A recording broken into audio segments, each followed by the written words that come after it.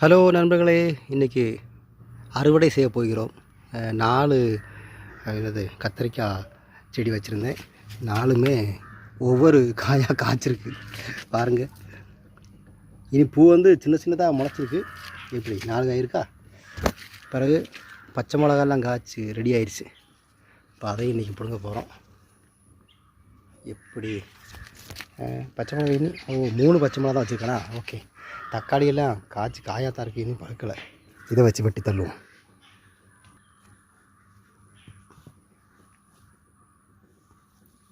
ஆத்தாடி, என்ன ஒரு கடை ஒன்று.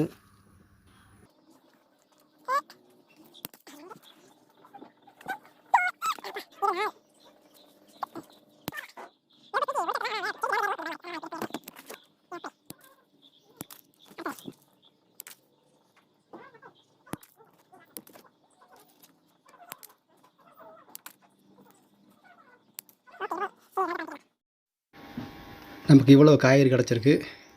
நன்றி, வணக்கம்.